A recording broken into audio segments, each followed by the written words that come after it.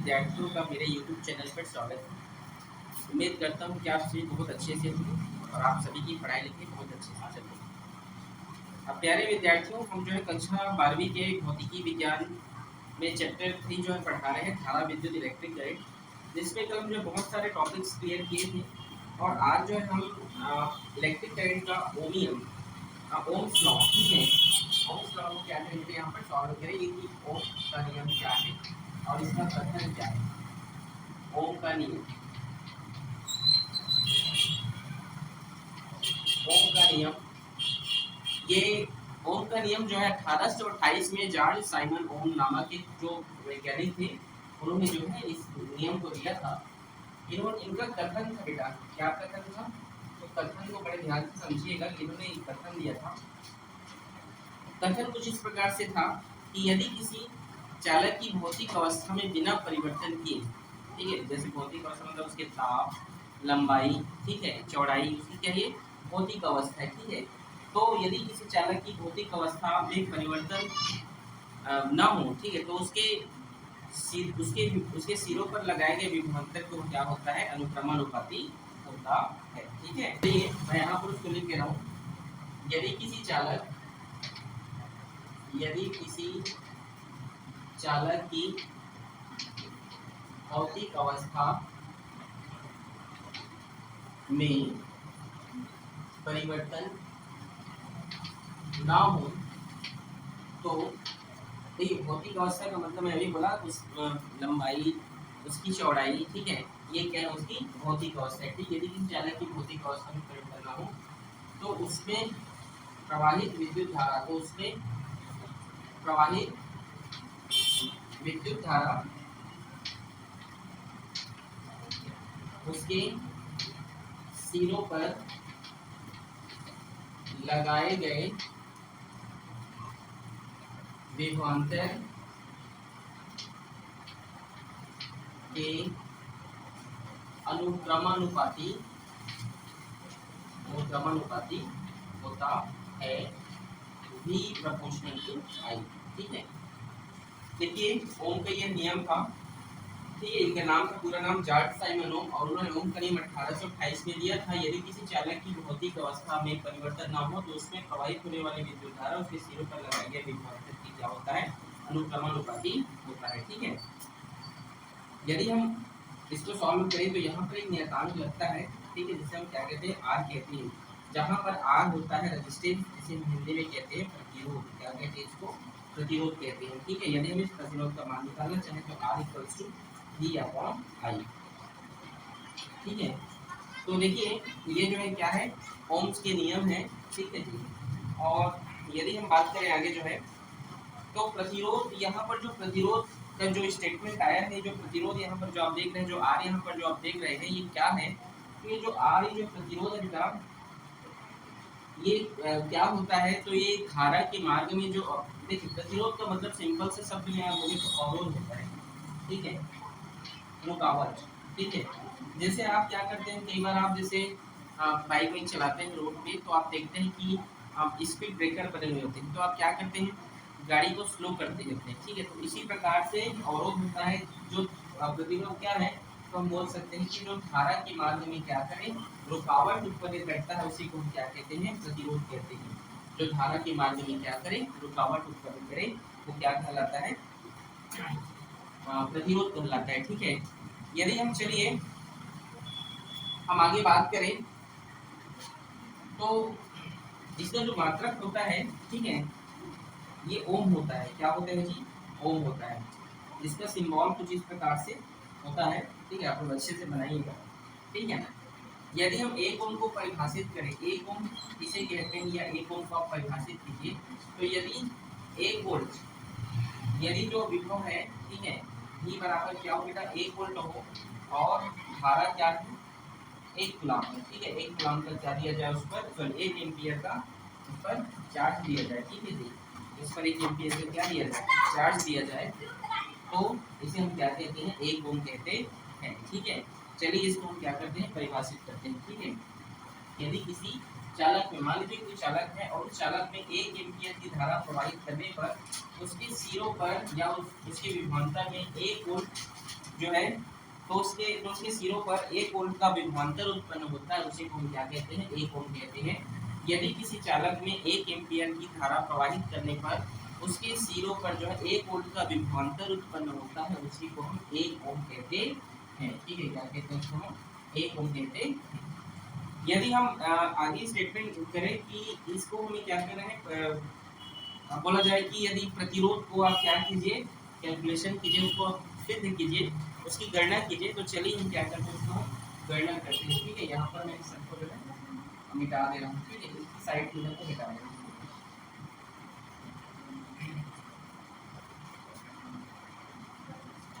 तो देखिए 1 ओम को या प्रतिरोध, जो प्रतिरोध है, जो आर है, इसका मैं क्या कर रहा हूँ, कैलकुलेशन कर रहा हूँ। ठीक है, प्रतिरोध का यहाँ पर मैं गणना कर रहा हूँ, बड़े ध्यान से आप लोग समझेंगे। ठीक है, जानते हैं कि E इक्वल्स टू E/L होता है।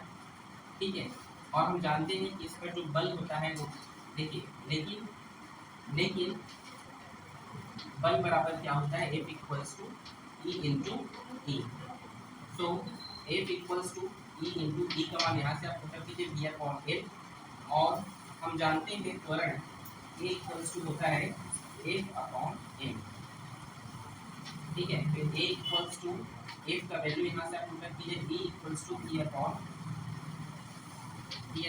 और इनका F, ये त्वरण है। और हम जानते हैं गति का पहला समीकरण, ठीक है, गति का प्रथम समीकरण क्या है, तो आप जानते हैं गति का प्रथम समीकरण है V equals to U plus AT। तो ये जो है अनुगमन वेग होता है, इसका प्रारंभिक वेग 0 होता है, प्लस जो त्वरण होता है, त्वरण के यहाँ पर आप वैल्यू देख सकते हैं, ये है E/ml, और यहाँ पर जो टाइम है ये क्रांति काल होता है, इसलिए इसको टाउ लिख रहे हैं। ठीक है, आगे चलिए देखते हैं, जो हमारे पास वैल्यू क्या निकल कर आया है, वो है VD इक्वल्स टू EV/ml, और ये टाउ।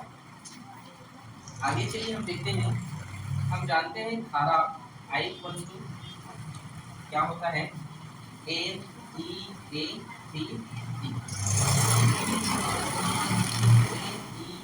और भी का मान यहाँ से पुट कीजिए EV/ml, और ये टाउ। और हम जानते हैं यदि मैं इस I को क्या कर दूँ, इधर ट्रांसफर कर दूँ इस V के पास। ठीक है, V अपनी जगह पर है, I इधर से इधर चला गया, V/I हो गया, ये ml इधर जाएगा तो ये क्या होगा, गुणा भी हो जाएगा, और ये सभी किसमें आ जाएंगे, भाग में आ जाएंगे, E का E² A, और ये टाउ। तो V/I इक्वल्स टू, ये जो वैल्यू यहाँ पर निकल कर आया है ये R के बराबर होता है। ठीक है, तो V equals to I into R into I, और हम देख सकते हैं। ठीक है, इसके आगे यहाँ पे लिख रहा हूँ V प्रोपोर्शनल टू I। हमें जो है यही प्रूफ करना था, हमें क्या प्रूफ करना था, प्रतिरोध की भी गणना करना था। ठीक है, तो हम जो है यहाँ पर निकाल लिए हैं R का जो प्रतिरोध का जो वैल्यू है वो क्या है, किसके बराबर है, मैं यहाँ पर इसको निकाल दे रहा हूँ, 1 मिनट, आप इसके स्क्रीनशॉट ले लें एक बार।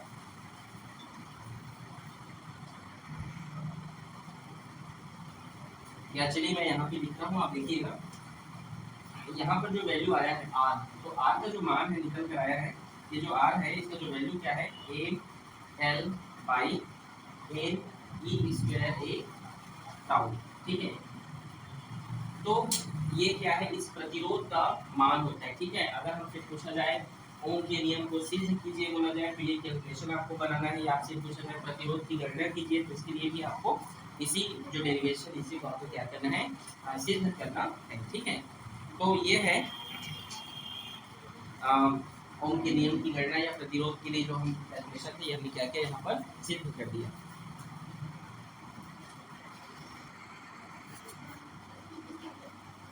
अब यहाँ पर देखते हैं प्रतिरोध को प्रभावित करने वाले क्या, क्योंकि प्रतिरोध क्या, मैं यहाँ पर बता दिया था कि जो धारा के मार्ग में क्या करता है, अनुगामन उत्पन्न करते हैं, वही क्या है जी, प्रतिरोध है। ठीक है, तो ये देखिए प्रतिरोध के लिए कैलकुलेशन है, ठीक है, चलिए हम आगे बढ़ते हैं। आगे यहाँ पर हम देखते हैं कि प्रतिरोध को प्रभावित करने वाले कारक कौन कौन से हैं। ठीक है, कि प्रतिरोध को जो है कौन कौन से कारक जो है प्रभावित करते हैं, तो चलिए हम उसको समझते हैं। ठीक है, तो चलिए देखते हैं, यहाँ पर हम देखते हैं प्रतिरोध को प्रभावित करने वाले कारक, ठीक है। प्रतिरोध को प्रभावित करने वाले कारक कौन कौन से हैं? तो R, M L by N E square A tau. तो देखिए पहला चीज तो जो जो वैल्यू क्या है कांस्टेंट है, ठीक है, वो उसको क्या नहीं करेंगे, प्रभावित नहीं करेंगे, ठीक है। तो यहाँ पर जो वैल्यू है, जो नियतांक है एम एन और ई स्क्वायर, ठीक है, ये जो वैल्यू है, ठीक है, ये क्या है, कांस्टेंट है, ये क्या है, नियतांक है, एम एन और ई। तो ये क्या है, प्रतिरोध को क्या नहीं करेंगे, प्रभावित नहीं करेंगे। तो प्रभावित क्या करेगा, आर प्रोपोर्शनल टू एल, ठीक है। देखिए यदि हम किसी चालक तार का क्या करते हैं, लंबाई को बढ़ा दें, यदि हम किसी चालक तार की लंबाई को क्या करते हैं, बढ़ा दें, तो उसका प्रतिरोध क्या हो जाता है, बढ़ जाता है, ठीक है। फिर से बोल रहा हूँ, चालक तार की लंबाई बढ़ने पर, ठीक है, चालक तार की लंबाई बढ़ने पर प्रतिरोध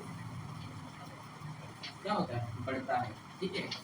कैसे बढ़ता है, देखिए देखो आप जानते होंगे, जैसे गांव में क्रिकेट कबड्डी या कुछ भी प्रोग्राम होता है, तो हम क्या करते हैं, किसी दूसरे के घर से क्या करते हैं, लाइट वाइट को ले जाते हैं, तो हम क्या करते हैं, तार की लंबाई को क्या करते हैं, बढ़ाते रहते हैं, और हम जब वहां से बल्ब को क्या करते हैं, बल्ब जलाते हैं, ठीक है। जब हम क्या करते हैं, बल्ब को जब हम जलाते हैं, तो अच्छे से क्या नहीं देता है, वो रोशनी या प्रकाश नहीं देता है। तो यहाँ पर हम बोल सकते हैं चालक तार की लंबाई बढ़ाने पर हम क्या करते हैं, उसका प्रतिरोध का क्या वो मान जो है बढ़ गया, ठीक है, प्रतिरोध का मान क्या हो गया, बढ़ गया, इसलिए वहाँ पर अच्छे से प्रकाश नहीं देता है। आप देखे होंगे गांव में कबड्डी या क्रिकेट होता है, तो किसी के घर से जो है तार को फंसा दिए, फिर वहाँ से जो है तार को जो है लेकर आ रहे हैं कनेक्ट करके वायर को, तो आप देखते हैं कि जो बल्ब होता है उतना ज़्यादा रोशनी या उजाला या प्रकाश नहीं देता है, ठीक है।